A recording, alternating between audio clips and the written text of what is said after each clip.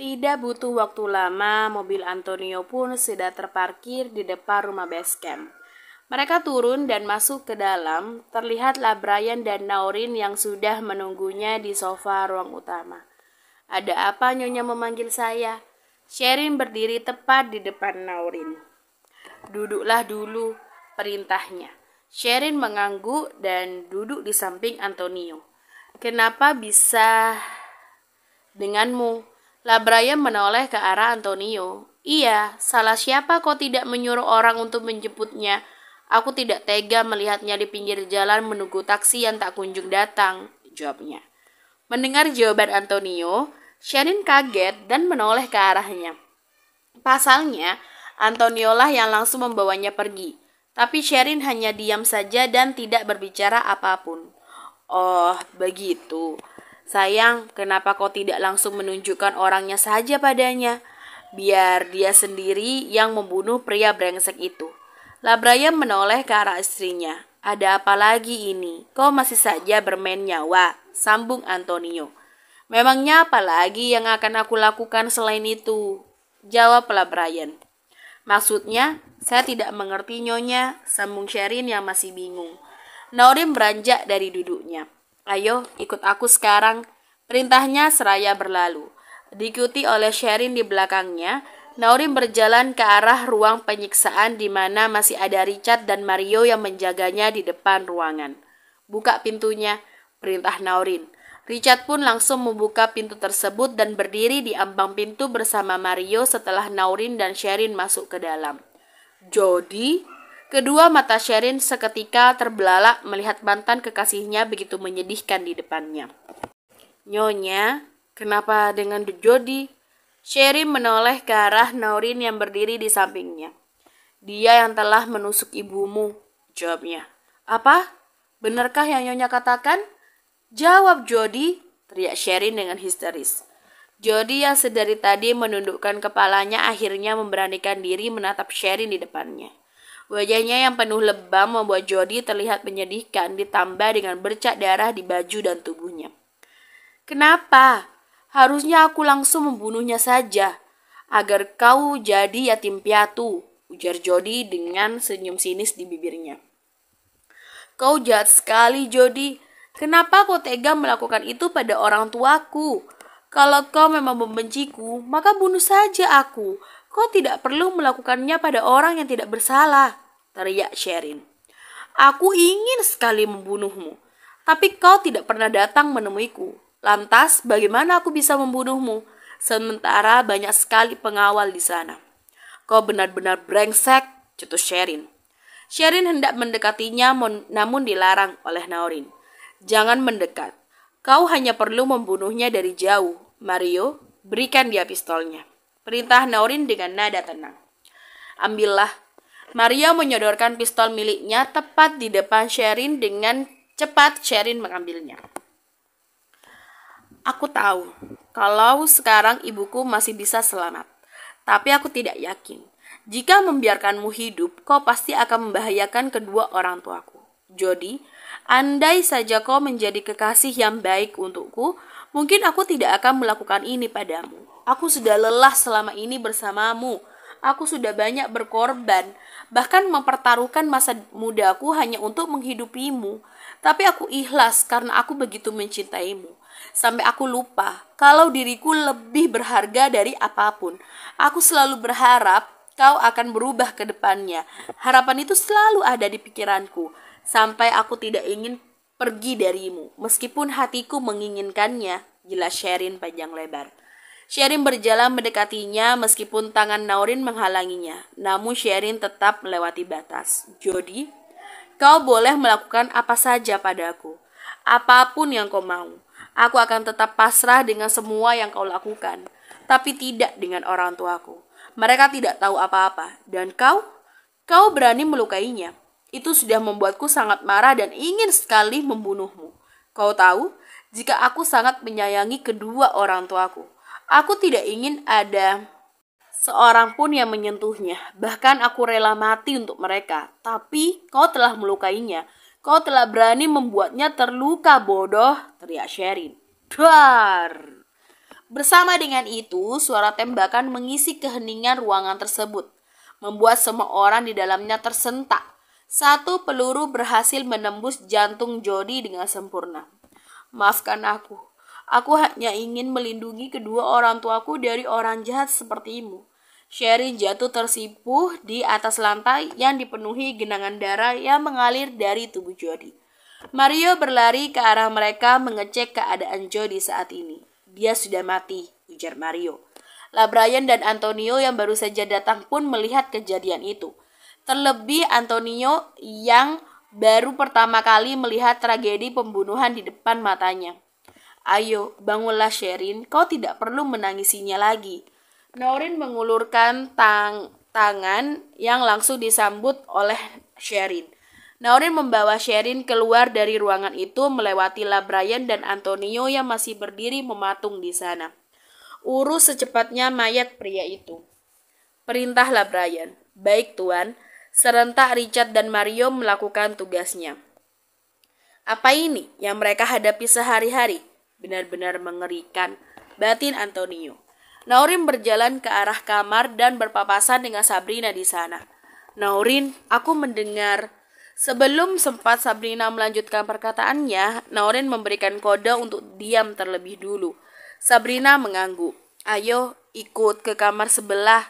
Sabrina mengantarkan mereka semua memasuki kamar di sebelah kamar utama miliknya, membuka pintu dan menyuruh mereka untuk masuk ke dalam. Bersihkan dirimu, gantilah pakaian yang berada di lemari. Aku menunggumu di bawah. Perintah Naurin. Baik Nyonya, jawab Sherin dengan nada yang lirih. Mereka pun berlalu dari kamar tersebut menutup pintu dari depan. Memangnya ada masalah apa sih? Sabrina yang penasaran terus saja bertanya. Ceritanya panjang, nanti aku jelaskan. Memangnya kau dari tadi kemana? Kenapa baru kelihatan? Tanya Naurin. Mereka berdua berjalan menuruni tangga menuju lantai bawah. Aku tidur dan baru aja bangun saat mendengar bunyi tembakan. Makanya jangan tidur terus. Tahu aku lelah, jawabnya. Mereka pun duduk di sofa ruang utama, sementara yang lainnya sedang sibuk mengurus mayat Jody di belakang rumah base camp. Sore menjelang petang pun tiba. Sherin yang baru saja keluar dari kamar berjalan menuju lantai bawah menemui Naurin di sana.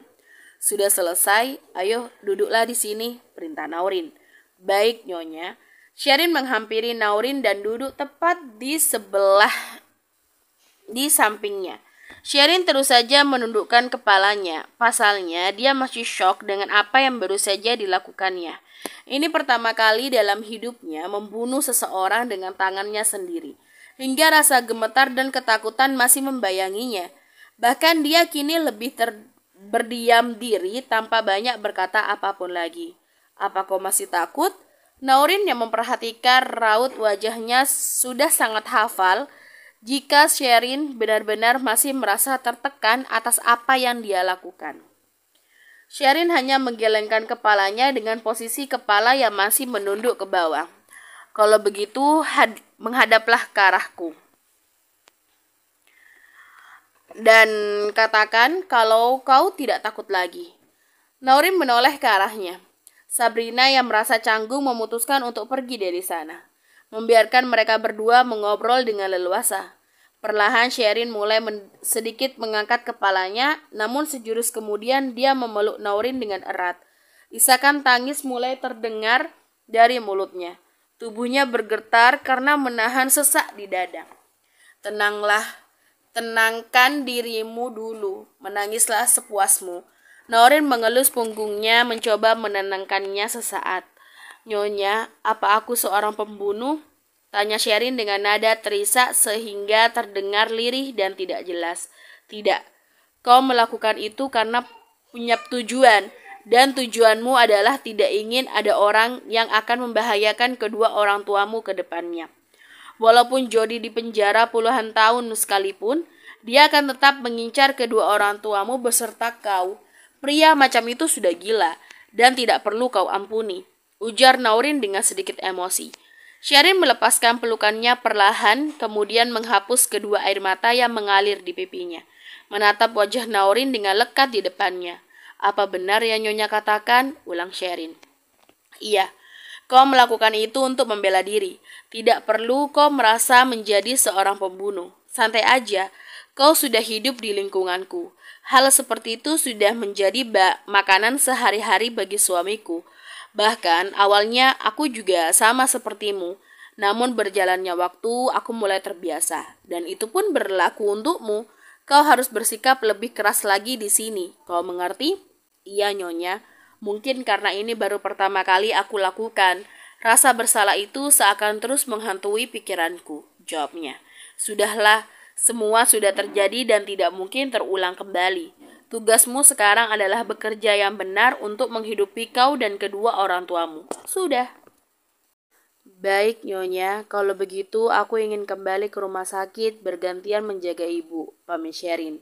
Baiklah, hati-hati di jalan. Sepertinya Dokter Antonio dari tadi sudah di mobil. Dia menunggumu. Baik, Nyonya. Mereka berdua pun keluar menuju teras rumah. Benar saja, Antonio sudah menunggunya di dalam mobil. Pasalnya, Antonio juga shock dengan kejadian tadi.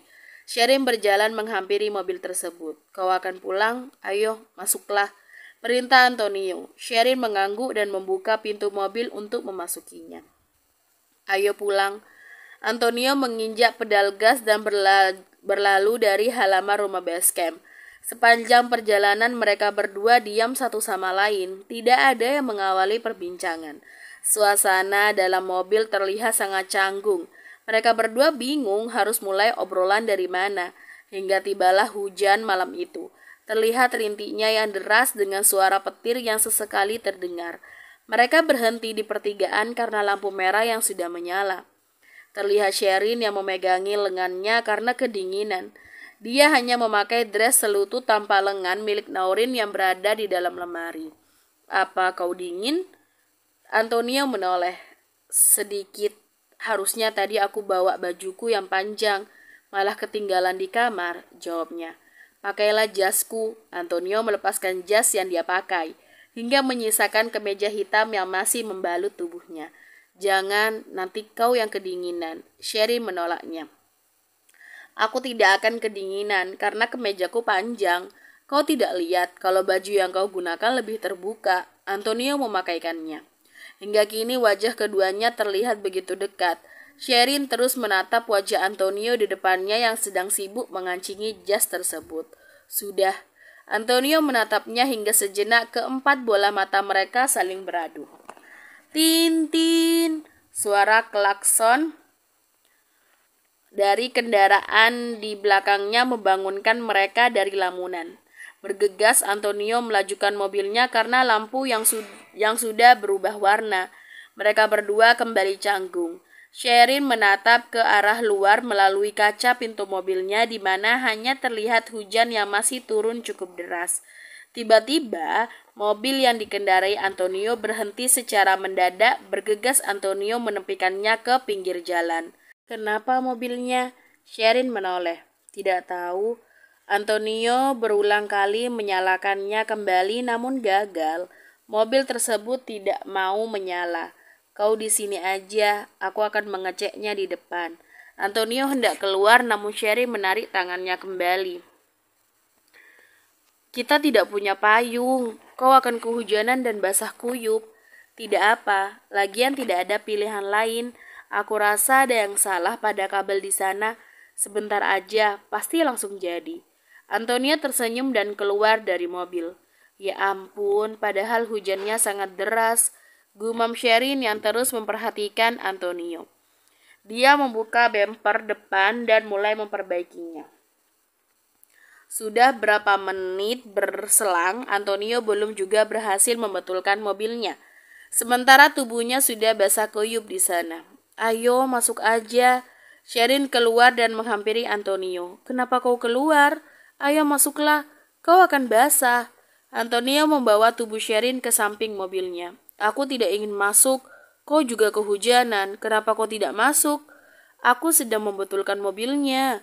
Tapi kau bukan bengkel. Kau seorang dokter. Tidak mungkin bisa kau membetulkannya. Jatuh Sherin. Aku akan berusaha.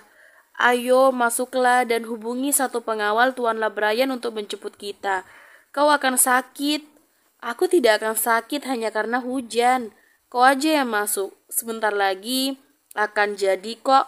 Antonio membuka pintu mobilnya. Namun tanpa disangka,